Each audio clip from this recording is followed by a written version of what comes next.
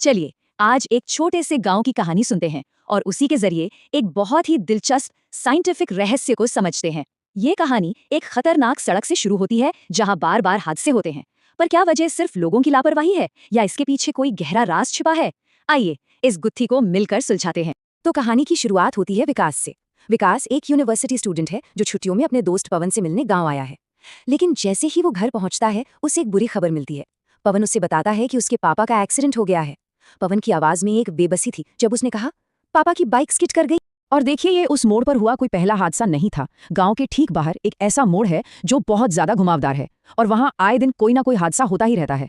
वो मोड़ गांव वालों के लिए एक डरावनी पहेली बन चुका था, एक ऐसा खतरनाक मोड़ जो जाने ले रहा था।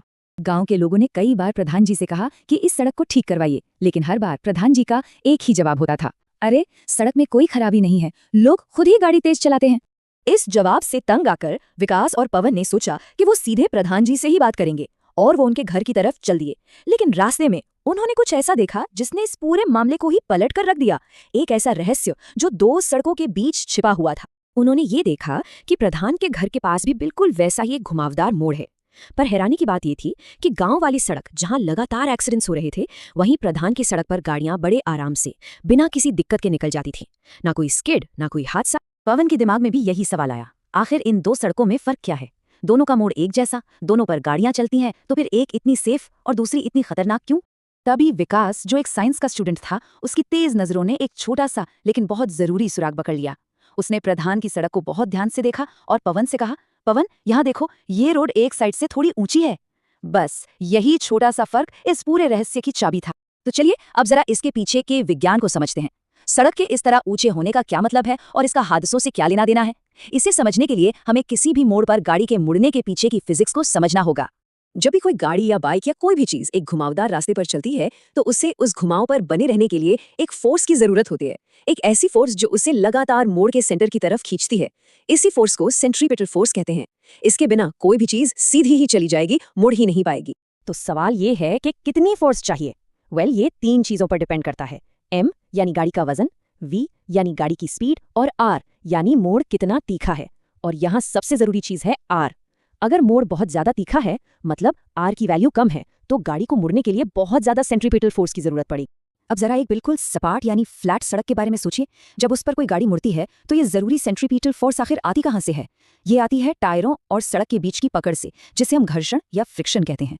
लेकिन फ्रिक्शन की अपनी एक लिमिट होती है। अगर गाड़ी को मुड़ने के लिए फ्रिक्शन से ज्यादा फोर्स की जरूरत पड़ जाए तो टायर अपनी पकड़ खो देते हैं और गाड़ी स्किड कर जाती है। और यहीं पर वो इंजीनियरिंग काम आती है जो विकास ने प्रधान की सुरक्षित सड़क पर देखी थी। सड़क को एक तरफ से ऊंचा क्यों बनाया जाता है? इस प्रोसेस को कहते हैं बैंकिंग ऑफ रोड, और इसके पीछे की वजह बहुत ही शानदार है। पवन ने तुरंत अंदाजा लगाया, अच्छा तो इसका मतलब इस फ्रिक्शन फोर्स को बढ़ाने के लिए रोड को एक तरफ से ऊंचा कर देते हैं। ये एक बहुत ही कॉमन सोच है और सुनने में तो बिल्कुल सही लगती है ना? पर असलियत कुछ और ही है। इसका सीधा सा जवाब है नहीं। सड़क को बैंक करने का मकसद फ्रिक्शन को बढ़ाना नहीं होता। असल में ये फ्रिक्शन पर हमारी निर्भरता को कम करने के लिए किया जाता है।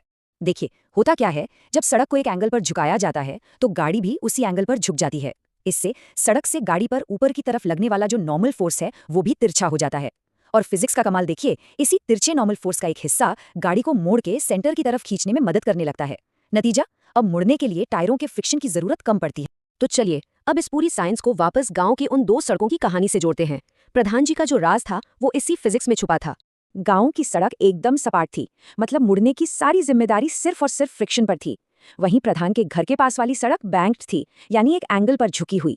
वहां फ्रिक्शन के साथ साथ नॉर्मल फोर्स भी गाड़ी को मोड़ने में मदद कर रहा था।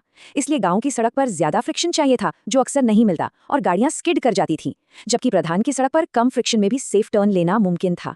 तो इस पूरी कहानी का निचोड़ क्या निकला? यही कि हादसे खराब ड्राइविंग की वजह से नहीं हो रहे थे, वो खराब इंजीनियरिंग का नतीजा थे। एक सड़क को वैज्ञानिक तरीके से डिजाइन किया गया था और दूसरी को बस बना दिया गया था बिना सुरक्षा का ध्यान रखे। विकास ने साइंस की मदद से अपने गांव की एक बहुत बड़ी समस्या की जड़ तक पहुंच गया। ये हमें सोचने पर मजबूर करता है कि हमारे आसपास ऐसी और कितनी पहेलियां हैं जिन्हें अगर विज्ञान की नजर से देखा जाए तो आसानी से सुलझाया जा सकता है।